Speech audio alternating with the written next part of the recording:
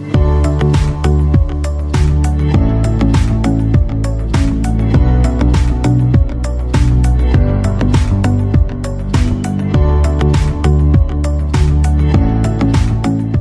buenos días.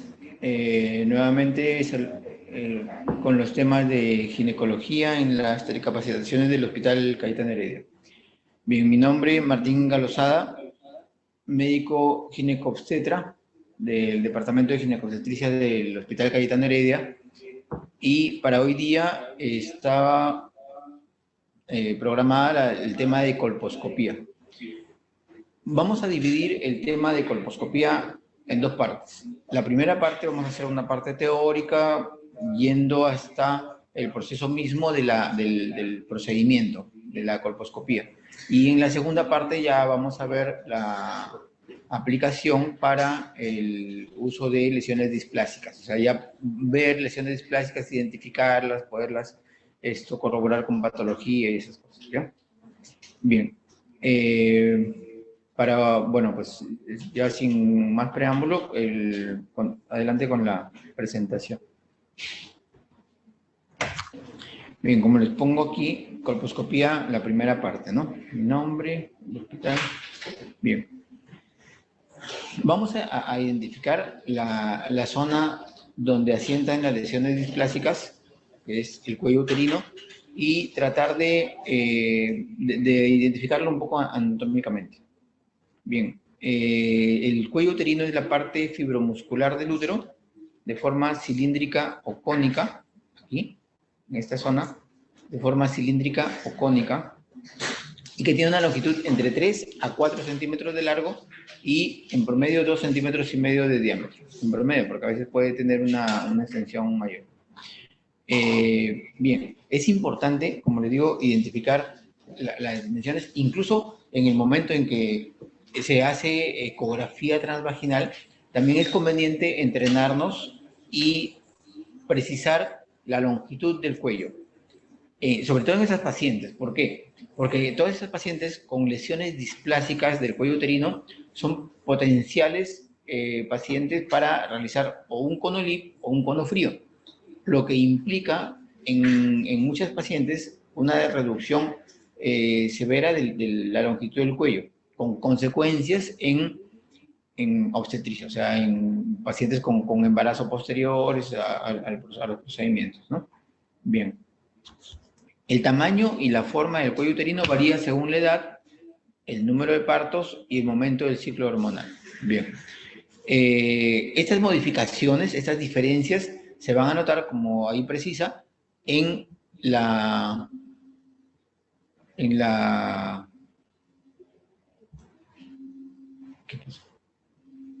se van a verificar, como digo, según la edad de la paciente. Es diferente el cuello uterino en una mujer premenárquica a una mujer en edad fértil que a una mujer postmenopáusica, ¿ya?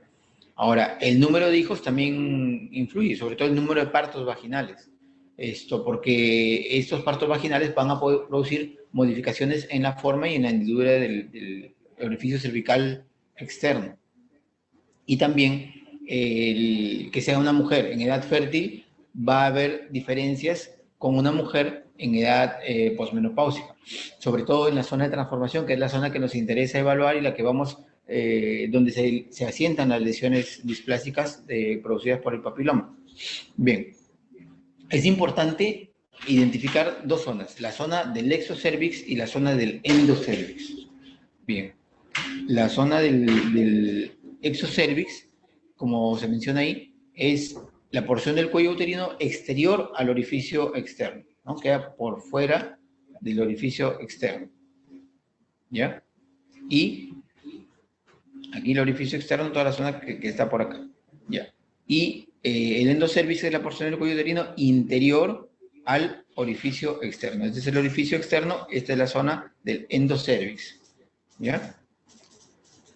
Esto porque tienen diferencias anatómicas, diferencias fisiológicas. Por ejemplo, el tejido histológicas, el tejido que cubre al exocervix es un tejido escamoso, estratificado, ¿ya? Y el tejido que recubre a la parte del endocervix es una zona con células glandulares cilíndricas, ¿no? La inervación también es importante.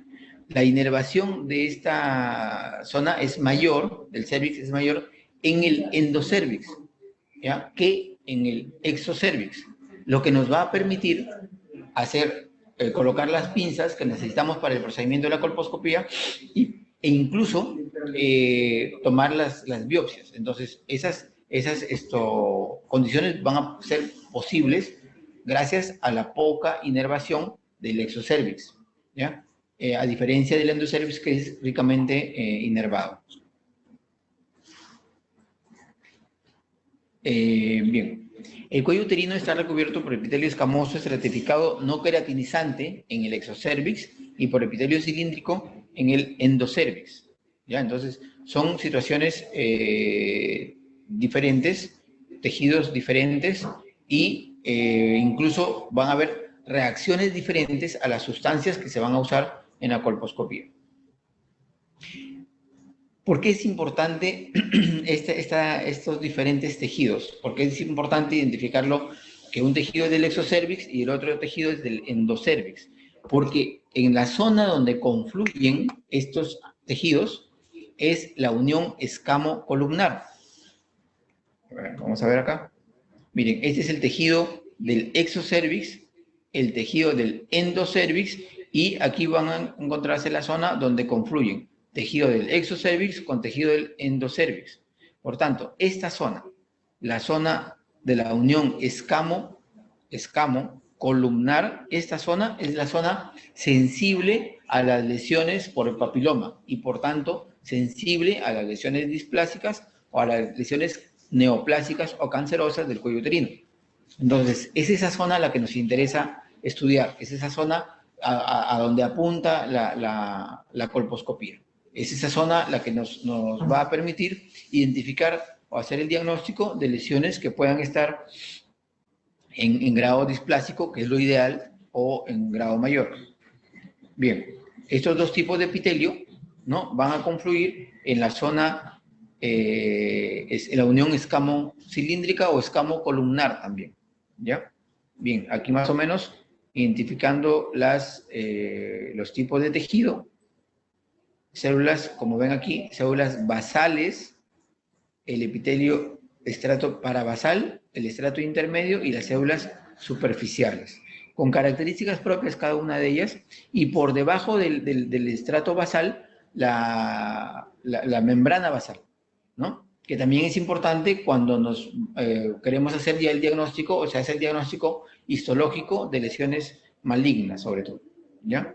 Entonces, esta zona, la unión escamo-columnar, y es hacia donde se va a empezar. Bien, les decía que esta es la zona que nos interesa.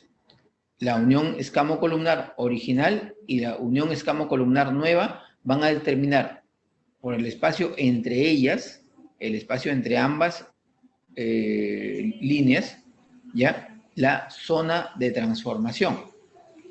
La zona de transformación la clasificamos en tres tipos. Zona 1, zona de transformación tipo 1, zona de transformación tipo 2, zona de transformación tipo 3. Básicamente, la zona de transformación tipo 1 es una zona que corresponde a mujeres en edad fértil, mujeres en edad reproductiva, donde la zona de transformación se va a ver por completo y en toda su extensión. En la zona de transformación tipo 2 está referida a una zona de transformación en la que la porción puede estar, alguna porción de esta zona de transformación puede estar oculta y no se va a ver. Eso puede ser, por ejemplo, en una paciente que ya tuvo algún procedimiento previo y que la zona no se precisa por irregularidades en ella. O una zona de una mujer en transición perimenopáusica. Muchas veces no se logra apreciar el contorno completo de la zona de transformación. Y la zona de transformación tipo 3 corresponde básicamente a mujeres en edad posmenopáusica. Mujeres en las que la zona de transformación ya no se visualiza nada de ello. ¿Por qué? Porque así como se ve acá, la zona de transformación se ha ido un poco hacia adentro del canal, entonces no se va a poder precisar ninguna porción de la zona de transformación. ¿Ya? Entonces, en ese caso, va a ser una zona de transformación tipo 3. Otra condición, cuando se hace la colposcopía, bueno, ya adelantando un poco a la parte del informe, cuando actualmente, según la nomenclatura del 2011, la nomenclatura de Río menciona de colposcopía adecuada o colposcopía inadecuada. ¿Cuándo habla de una colposcopía adecuada? Cuando al colocar el espéculo, el cuello, el cervix, el cuello uterino, nos permite una visualización completa y frontal de él. O sea, es como que si el cuello uterino nos estuviera viendo, ¿ya? Si hay alguna modificación, porque es un cervix empotrado, porque está irregular, porque está lateralizado, porque está muy grande, entonces vamos a mencionar que es una colposcopía no adecuada, ¿bien? Y eso es lo que nos va a permitir esto, incluso en el tratamiento, en el manejo de las lesiones. ¿Ya? También es importante esa clasificación previa para poder saber si, digamos, el procedimiento que le corresponda o el procedimiento que le convenga a la paciente por el tipo de cuello que presenta, entonces esto también es importante para ayudar a definir el manejo, ¿no? Bien, tenemos el lugar que queremos estudiar, el cuello uterino. ¿Cuál es la zona que pretendemos estudiar? La zona de transformación. ¿Hay algunas modificaciones en la zona? Es importante también mencionar que, por ejemplo, cuando la paciente es posmenopáusica, es frecuente, y casi en todas las pacientes posmenopáusicas, presentar vaginitis atrófica.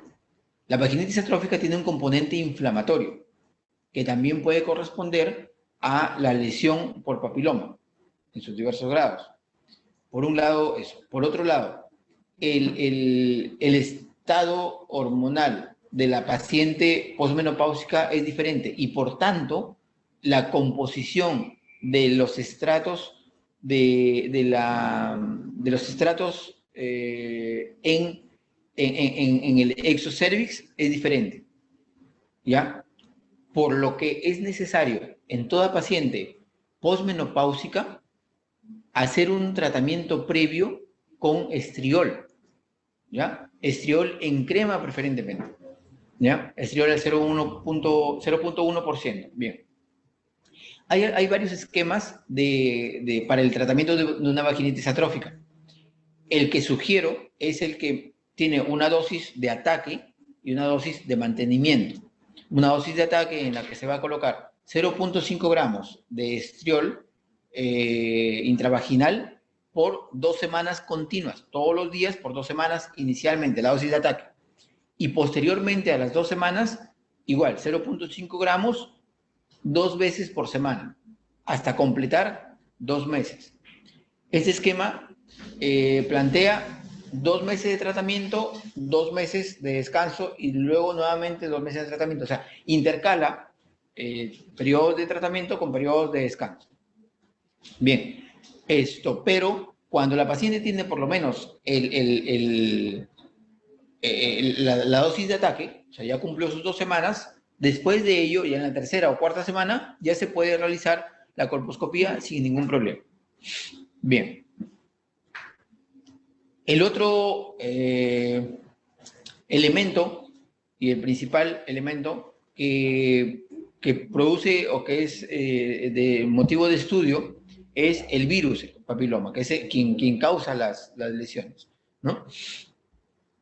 Bueno, respecto al virus, se conoce que hay alrededor de 200 genotipos de papilomavirus y que básicamente están, de ellos son alrededor de 40 los que tienen alguna participación en infectar a la especie humana por las características que ellos presentan. Bien, son alrededor de 200, de ellos son como 40 los que afectan y los de alto riesgo, porque el virus del papiloma se divide básicamente en dos grupos. Grupos de alto riesgo y grupos de bajo riesgo. Actualmente hay una propuesta para mencionar a algunos de ellos como grupos de moderado riesgo. El riesgo está referido a la capacidad de ese genotipo de producir lesión cancerosa.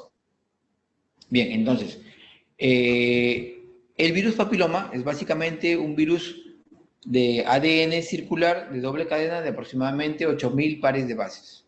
¿Ya? Esa es características fisicoquímicas del virus.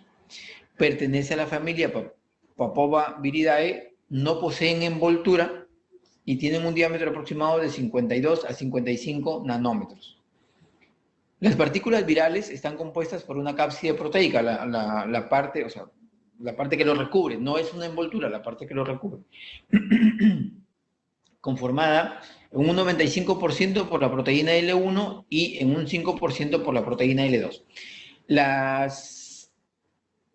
Los genomas del papiloma están divididos en dos grupos, E y L. E, porque son genomas de aparición temprana, early, en inglés, y L de late, tardía, ¿no? De aparición tardía, según el proceso de conformación de la partícula viral. Entonces, las E son las que primero van a dar la composición del ADN y todo el material del virus, y las L son las que le van a dar la cobertura, digamos, no envoltura, porque el papilomavirus no tiene envoltura. Bien, disculpen. Estos genes tempranos, E1, codifican proteínas involucradas en la replicación y regulación viral. Por tanto, son las responsables de la capacidad carcinogénica, o sea, los que determinan la capacidad de producir cáncer de estos genotipos. Y el L1 y L2 son los que van a conformar la cápside viral. Bien. L1 y L2 son los que van a permitir o están usándose para la fabricación de las vacunas. Bien, entonces, esta es como dice ahí, la representación del papiloma. Esta es la apariencia del papiloma en una micrografía electrónica, y estos son los genomas, las proteínas que participan en todo el proceso de replicación viral del papiloma. ¿Ya? Acá está. E1, E2, E3, bueno, E6, ¿no? Todos y L1 y L2. Bien. Y la participación de cada una de ellas, individualizadas, ¿no? Bien. ¿Cómo se produce el daño a nivel del exocervix? La lesión a través de las relaciones sexuales, esta partícula viral, a través de lesiones, de microlesiones que se pueden producir durante la relación sexual, estas microlesiones van a producir disrupciones en el tejido del exocervix y van a permitir que estas partículas virales lleguen a la capa basal, infectando el epitelio basal cervical, la capa basal del epitelio cervical. Bien. Y después, a medida que esto infecta estas células, se incluye en el núcleo de las células basales, ¿ya? Y después, a medida que estas células se van replicando para tomar una composición nueva, son las que luego son parabasales, intermedias y finalmente escamosas estratificadas. Entonces, va a usar el sistema del ADN del huésped para replicar el ADN viral y, bueno, expresar todas las proteínas que se han encontrado que son parte del virus y que van a permitir la replicación y total de este virus, de las partículas virales. Cuando ya llegan a la parte de la zona del estrato escamoso, más duro, entonces ya van a manifestar o van a ser una infección productiva. Bien, pero es importante esto, que el inicio de la lesión está en la capa basal y luego va ascendiendo. Esto también se correlaciona con el tipo de lesión. La displasia leve, moderada y severa, o que es lo mismo, NIC1, NIC2, NIC3, está referida al compromiso en porcentaje del grosor de la capa del exocervix, de las capas del exocervix. Cuando se compromete un tercio basal, es un NIC1. Si ya compromete 2/3 del grosor de la capa, es un NIC2. Y si está comprometido todo el grosor, está referido como un NIC3 o una displasia severa. La proyección, bueno, ya puede hablar de carcinoma in situ por las características histológicas, pero es más o menos referido a eso. Cuando todavía no ha habido una cantidad suficiente, es lo que se conoce como la atipia coilocítica, que es una lesión por papiloma que se ve en los papanicolaos o en las lesiones, cuando se toma biopsia, y que corresponde a una lesión patognomónica del papiloma, ¿no? O sea, es una lesión que por las características nos indica que el papiloma estuvo ahí, no nos permite identificar el papiloma. No podemos, a través de esas lesiones, encontrarlo el papiloma, ¿ya? Pero sí podemos decir que estuvo ahí por el tipo de lesión que está produciendo, ¿ya? ¿Qué tipo de papiloma tenemos? Lo que se menciona acá. Se clasifican básicamente en cutáneos y mucosos. Están divididos en grupos de bajo riesgo, moderado riesgo y alto riesgo. Bien, un tipo se diferencia de otro en que los aminoácidos estructurales de L1, de la zona de la cápside, presentan una diferencia secuencial superior al 10%. Si la diferencia está entre el 5 y el 10%, se considera un subtipo. Y si la diferencia está entre 2 y 5%, se considera una variante. Y si es más del 10%, ya permite la identificación de un nuevo papiloma.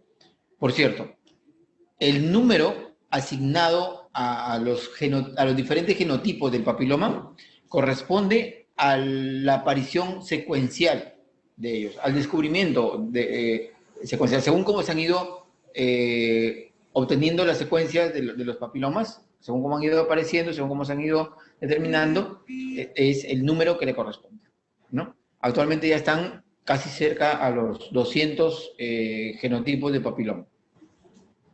De los de alto riesgo, 16 y 18 son los más frecuentes y los que entre ambos cubren alrededor del 70% de casos de cáncer de cuello uterino, ¿no? Hay otros más. La vacuna nonavalente, por ejemplo, la bivalente primero. La bivalente usa el genotipo 16 y 18. La vacuna tetravalente al 6, 11, 16 y 18. Y la nonavalente 6, 11, 16, 18, 31, 33, 35 y algunos más, ¿ya? O sea, aquí ya 5, 7 y creo que 51 también, 39, 51, algo así, ¿eh?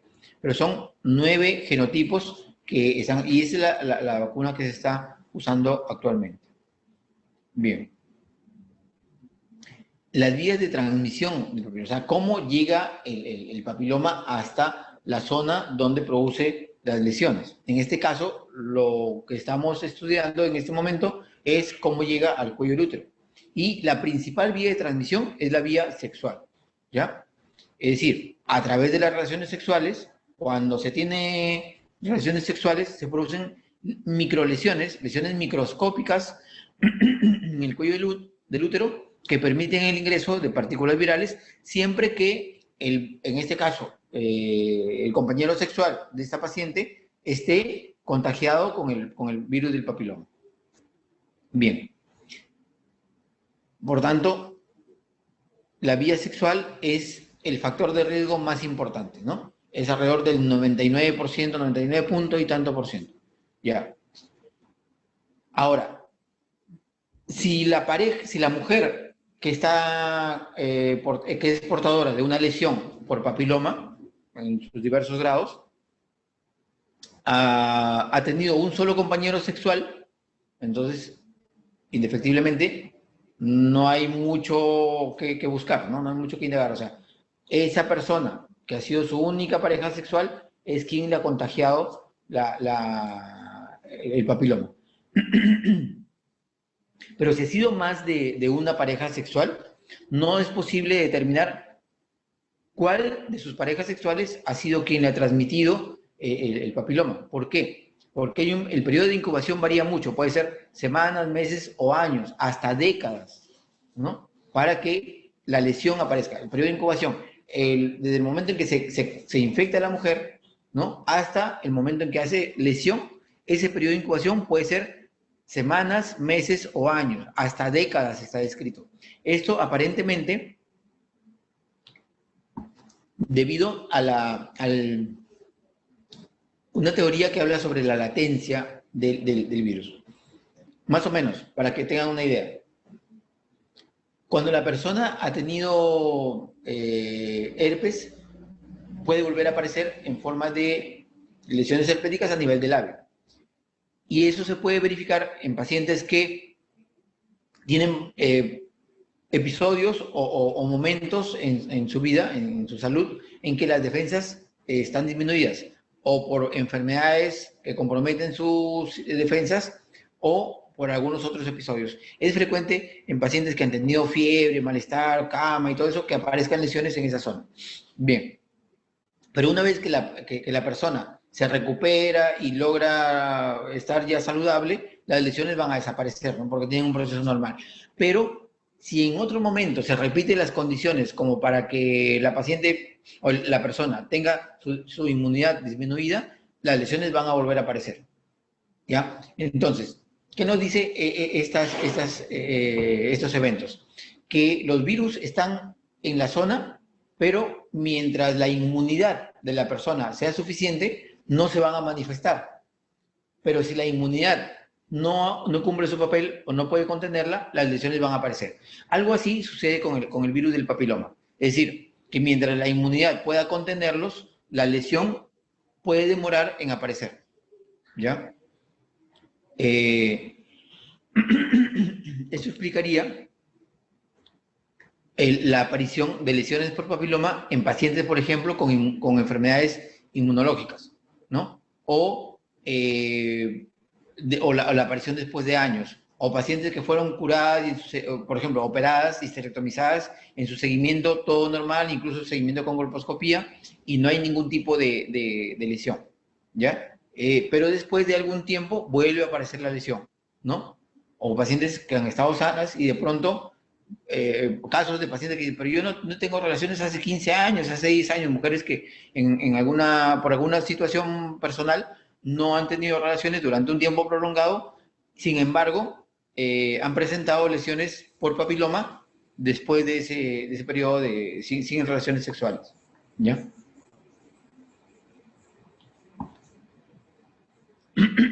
Otra forma de transmisión que está actualmente en estudio es la extragenital y que se considera por fomites. Incluso en agua contaminada con papilomas por contacto con las lesiones, sobre todo lesiones externas, lesiones de zona cutánea, ¿ya? Puede haber transmisión a los bebés. Y la transmisión vertical, que la que acontece cuando la madre le transmite al bebé durante el embarazo o básicamente durante el parto, porque es cuando el bebé tiene contacto, el recién nacido, ¿no? El producto tiene contacto con las lesiones, es que se van a producir los contagios en el bebé, ¿ya? Pero también actualmente hay algunas, por ejemplo, la madre que tiene contacto con el bebé, que se da básicamente en el momento inicial, es un contacto bastante estrecho con el bebé, cuando el bebé es recién nacido y los primeros meses. Si la madre ha tenido lesiones por papiloma, puede ser que ella le esté transmitiendo al bebé por esa vía, por el contacto directo con el bebé, las lesiones o el papiloma, ¿no? Y que luego el bebé desarrolle algún tipo de lesiones. Bien. Tenemos el cervix, que es lo que vamos a estudiar con la colposcopía, y el papiloma, que es el que produce las lesiones. Entonces, ¿qué es la colposcopía? Como dice ahí, es un procedimiento de diagnóstico en el que se usa un colposcopio, que es un microscopio de disección con varias lentes de aumento, para proporcionar una vista iluminada y ampliada del cuello uterino, la vagina y la vulva. Esto es importante, o sea, la colposcopía es un procedimiento que nos permite identificar lesiones, básicamente en el cuello uterino, que es un poco el propósito de estudio, pero también permite identificar lesiones a nivel de vagina y a nivel de vulva. Bien, se utiliza como evaluación inicial de las pruebas de detección de cáncer cervical y, bueno, Papa Nicolau y otras pruebas del virus del papiloma. Y la evaluación colposcópica se basa en el hallazgo de que el epitelio maligno y premaligno, lesiones cancerosas y precancerosas o displásicas, tiene características visuales específicas en términos de contorno, color y patrón vascular que se reconocen mediante la colposcopía. La colposcopía nos va a permitir identificar todo esto. Reacciones del tejido del cuello uterino, del exocervix básicamente, al uso de algunas sustancias y nos va a permitir identificar también algunos patrones vasculares que están asociados a lesiones displásicas y reacciones, bueno, como le digo, o con el ácido acético o con el lugol, básicamente. Bien. Hay que recordar, por favor, que la colposcopía es un diagnóstico puramente presuntivo. O sea, la colposcopía no nos permite decir qué tipo de lesión es solo con ver la lesión. Respecto lo que nos confirmaría el diagnóstico que estamos presumiendo es la toma de la biopsia. La toma de la biopsia nos va a permitir identificar con el estudio histológico que hace el patólogo el grado de lesión del cual es portadora la paciente a quien estamos evaluando. Bien, recordar que es un diagnóstico puramente presuntivo, o sea, la imagen, por mucho, hay patrones, el patrón colposcópico de Rey, que nos permiten determinar aproximaciones al diagnóstico histológico, al diagnóstico de la biopsia, producto de la biopsia, pero que de ninguna manera van a reemplazar a la biopsia. Es importante tener en cuenta esto, porque muchas pacientes, por ejemplo, una cervicitis colposcópicamente ofrece una lesión aparatosa, extremadamente irregular, a veces sangrante, con cambios muy impresionantes a la vista, y muchas veces se le indica a la paciente que es una lesión que está al borde del cáncer y tanta cosa, incluso se le propone el manejo quirúrgico, o sea, se les propone operar en pacientes que muchas veces no tienen la indicación, y que hay que tener cuidado porque la mayoría de pacientes que se contagian con el papiloma son pacientes jóvenes y que además van a tener la posibilidad de una remisión espontánea. O sea, más del 80% de pacientes que se contagian con papiloma va a limpiarse la lesión sola, espontáneamente, hasta en un lapso mayor de 2 años.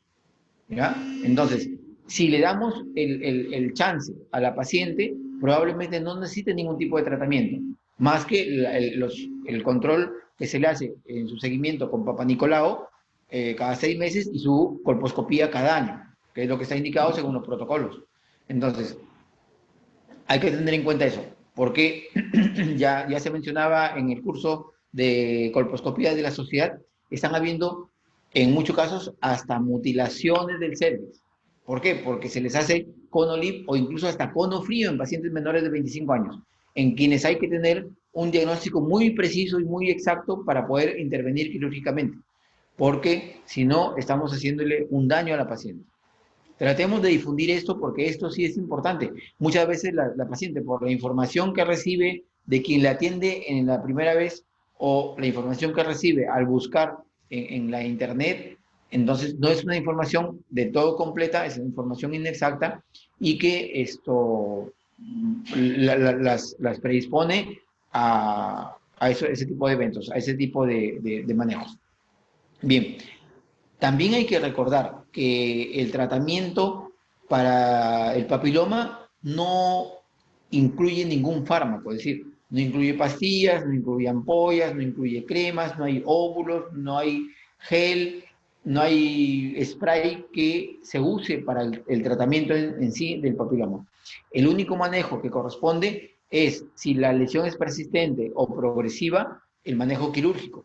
Un cono LIV, un cono frío, o incluso en algunos casos se puede llegar a la histerectomía, siempre que la indicación sea la adecuada y la conveniente para la paciente. Bien, hay que recordar que siempre el diagnóstico es un diagnóstico presuntivo, no es un diagnóstico definitivo. Ese diagnóstico que se plantea ahí, como a veces cuando se le dice a la paciente, tú tienes una displasia leve, solo con la apariencia que se obtiene en la foto de la colposcopía, hay que tratar de cerrarlo, que lo principal es la biopsia. Aunque en este punto hay dos escuelas, básicamente. Hay una escuela que propone, cuando yo veo imágenes colposcópicas anormales, obviamente tomar biopsia, y si no veo imágenes colposcópicas anormales, no hay necesidad de biopsia. La otra escuela propone que si yo no veo lesiones o imágenes colposcópicas anormales, debo tomar biopsia. O sea, dos escuelas. Una que ante un cuello aparentemente sin lesiones, ¿no? Por colposcopía, la imagen colposcópica. Uno dice, no hay necesidad de tomar biopsia, y la otra escuela dice, sí se debe tomar biopsia. ¿Cuál es el argumento que usa digamos, la segunda escuela? La que sí, sí, la que sí propone hacer biopsia. Que la biopsia, si yo tengo imágenes colposcópicas anormales y entiendo que es un diagnóstico presuntivo, la biopsia me permite verificar que en realidad no hay lesiones de ningún tipo en el cuello que estoy observando, el cuello que no me muestra ningún cambio. Entonces, la biopsia me va a permitir confirmar la imagen colposcópica negativa, en realidad la biopsia dice, sí, no hay lesión. Pero también ha permitido esta práctica, es decir, de tomar biopsia aún en pacientes con imágenes, sin imágenes colposcópicas anormales, ha permitido la identificación de algunas lesiones de diverso grado en algunas pacientes. ¿Ya? O sea, si la paciente tiene, o sea, si va a colposcopía es por algún motivo. Luego vamos a ver las indicaciones, es porque hubo indicación con el Papa Nicolau, hubo sospecha con la visualización del cuello, o hubo el antecedente de alguna lesión previa. Entonces, la colposcopía se indica por algún motivo. Y si llegó al grado de necesitar una colposcopía, es conveniente tomarle biopsia. Bien.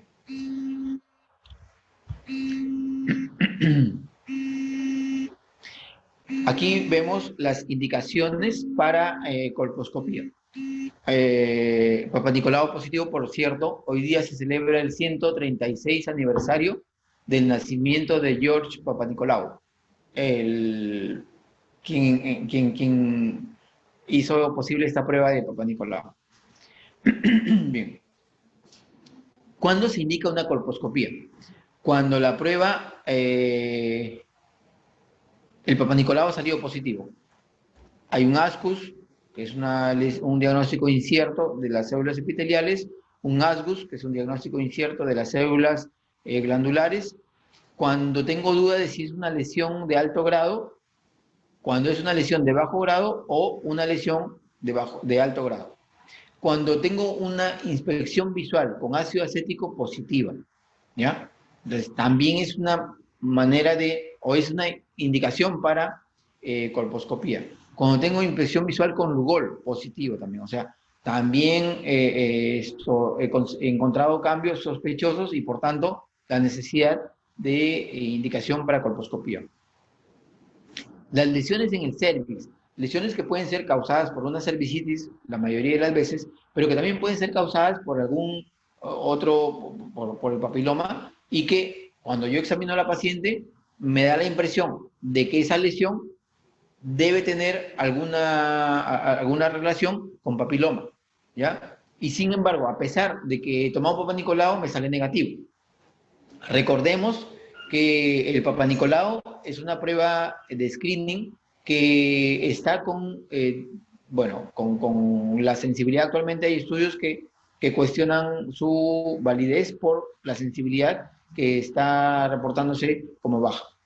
Pero si la lesión, una opinión personal, si la lesión está en la paciente y el patólogo no la encuentra, es porque la muestra debe tener algún problema. Es decir, o estamos tomando mal la muestra por el procedimiento o por la zona, o estamos fijando mal la muestra, o estamos transportando mal la muestra. En general, estamos manejando mal la muestra. Porque si la paciente tiene lesión y el patólogo no la encuentra, quien está tomando la muestra debería enfocarse en mejorar ese proceso para tener una mejor muestra y mejorar la sensibilidad del Papa Nicolau. Hay muchas variantes, muchos aspectos que se deben evaluar en la toma de la muestra del Papa Nicolau. Bien, las lesiones leucoplásicas también son motivo para indicar colposcopía.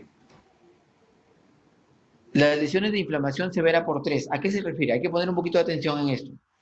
Pacientes, a veces nos enfocamos en esto, el Papa Nicolau, lo único que le vamos a observar, es si es positivo o negativo. Pero debemos fijarnos también en otros aspectos, en otros puntos. Por ejemplo, cuando podremos tener acceso, algunos patólogos, muchos patólogos, mencionan si hay inflamación y el grado de inflamación que se produce. Entonces, debemos poner también atención a eso.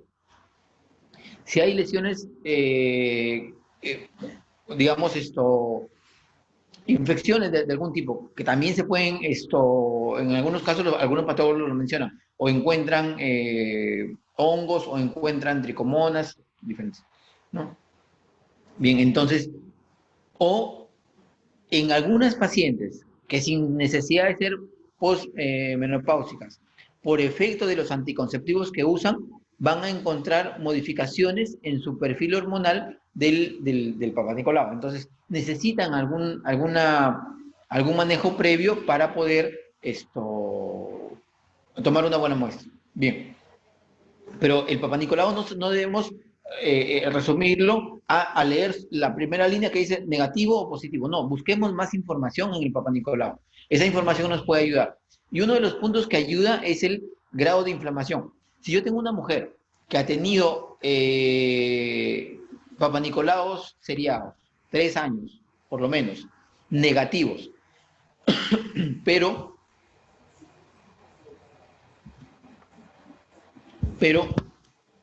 además busco inflamación y encuentro inflamación severa hace 3 años, inflamación severa hace 2 años, inflamación severa este año, o en la historia está reportado, esa paciente debería también hacerse una evaluación de colposcópica con biopsia para determinar si la inflamación está asociada a procesos de cervicitis o por otra causa, una vaginitis atrófica también puede dar procesos inflamatorios, o incluso hasta de grado severo, o la inflamación está asociada a lesiones por papiloma, que también se puede encontrar así, o sea, pacientes con inflamación severa por 3 años continuos y se ha encontrado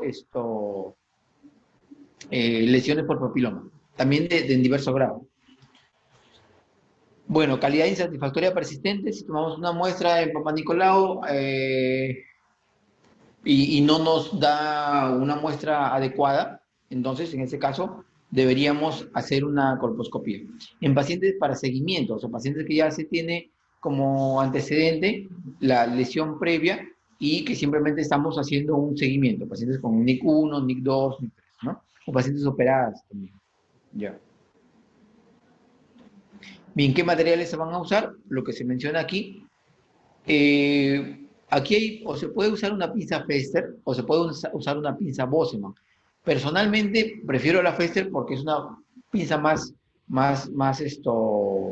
adecuada para el trabajo en vagina. Es Roma, es redonda y no va a haber una lesión que podría producirse con el uso de una Bosseman en personas que que tienen poco entrenamiento, que también depende de con qué pinza se use, qué pinza se maneje y depende ya de quién más. Los espéculos, torundas de algodón, es preferible usar el algodón para el acético y para el cloruro de sodio y para el lugol en vez de la gasa. Como le digo, hay muchas pacientes que tienen cervicitis. Entonces, al producir, al hacer el contacto con el algodón, perdón, con la gasa, muchas veces sangran. Y el algodón, al embeberse con el líquido, de la sustancia que vayamos a aplicar, es más ligero, no va a lastimar tanto el tejido y no va a sangrar. Bien, hisopos, gasas para después que se hace la toma de la biopsia y el tapón vaginal también. Eh, ya, aquí, perdón, acá también en algunos casos vamos a necesitar una legra endocervical o la cureta de Novak o la cureta de Kevorkian, porque, por ejemplo, en pacientes en que tengan una zona de transformación tipo 2 o una zona de transformación tipo 3, obligatoriamente necesitamos hacerles un curetaje endocervical para tomar muestra de la zona del endocervix, del canal endocervical. Las pinzas para biopsia, Schiller, Morgan, Townsend, Kevorkian, la Baby, también la última que se está usando, la pinza POSI, que es la tirabala, a veces no. Si tenemos un cuello que está lateralizado o un cuello que está algo empotrado o un cuello que está irregular, la tirabala nos va a permitir manipular el cuello para poder tomar mejor la biopsia. ¿Qué sustancias usamos? El ácido acético al 3 al 5%. Si por algún motivo tienen dificultad para conseguir el ácido acético, el vinagre blanco es ácido acético y es al 5%. O sea, es válido usar vinagre blanco para la realización de la colposcopía. El Lugol, sí, bueno, es una sustancia que se tiene que preparar y la solución de Moncel, que es una sustancia que se usa básicamente para la hemostasia. Es decir, después que se ha tomado la biopsia, la solución de Moncel se aplica sobre la zona biopsiada y va a actuar como hemostasia. Es una sustancia cara y a veces poco usada y poco difícil de conseguir, y algo difícil de conseguir. En lugar de la solución de Moncel podemos usar el tapón vaginal, que es lo que usamos habitualmente. Bien, los materiales que se pueden usar o que se usan, ¿no?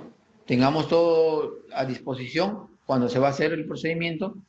Aquí tenemos, esta es una pinza, un espéculo endocervical que permite la apertura del cervix para visualizar el interior, ¿no? O si hay progresión de la lesión hacia la zona interna. Esta es la pinza, la Baby Schiller, ¿ya? Los espéculos, la legra endocervical, los espéculos, a veces podemos usar el preservativo entre las valvas del espéculo a fin de contener las paredes vaginales. Eso puede ser en pacientes gestantes o en pacientes a veces obesas o con vaginas grandes, entonces vaginas redundantes. La contención nos va a ayudar a apreciar mejor el cuello y realizar mejor la colposcopía. Bien, el procedimiento en sí, hay que explicarle a la paciente, solicitar consentimiento informado. Hay formatos de consentimiento informado que se pueden encontrar en la internet para poder ofrecerle a la paciente. Solicitar algunos datos: edad de la primera relación sexual, número de compañeros sexuales, si usa anticonceptivos orales, si hay contacto si la paciente fuma, si la pareja fuma o si la paciente tiene contacto con leña, cocinas de leña, ¿ya? Si hay necesidad de tomar un Papa Nicolau porque coincide con el control, por ejemplo, una paciente que viene al año de haberse hecho el diagnóstico ninguno, viene para su seguimiento, en ese momento podemos aprovechar y antes de hacer la colposcopía, tomar la muestra para el Papa Nicolau. Antes de hacer la colposcopía, tomar la muestra para la tipificación viral, por ejemplo, las pruebas de papiloma, pruebas de PVH. Lo primero, hacer una limpieza de la superficie del cuello con el cloruro de sodio. Luego de eso, bueno, siempre se va a ir tomando fotos de las imágenes con cada sustancia usada. Luego el ácido acético y posteriormente el Lugol. Cada uno tiene su interpretación. Esta es la zona donde vamos a evaluar las reacciones y los cambios que se puedan producir con las sustancias que estamos empleando.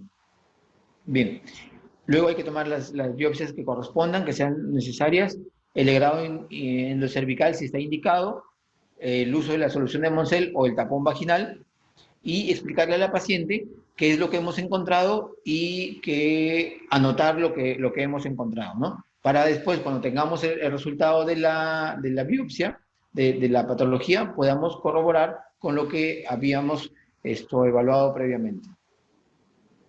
Bien, otra cosa, la colposcopía no está contraindicada en mujeres gestantes, cualquiera sea su edad gestacional.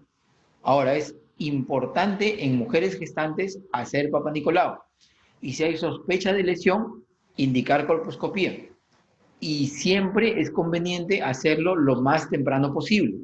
En algunos casos, por problemas de referencia, sucede que la paciente llega a instancias de la colposcopía, ¿no? El procedimiento, cuando ya está en el tercer trimestre.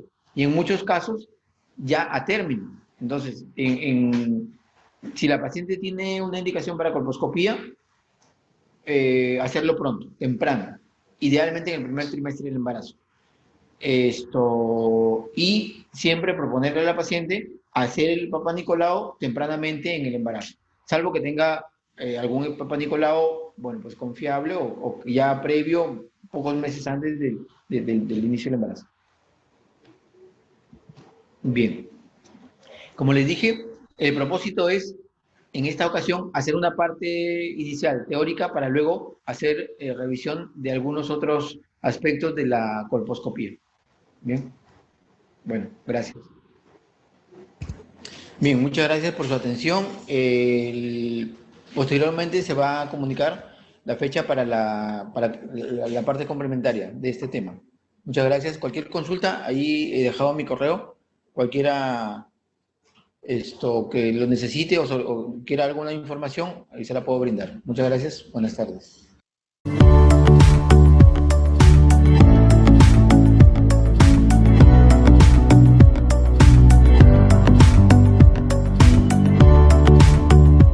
Gobierno del Perú. El Perú primero.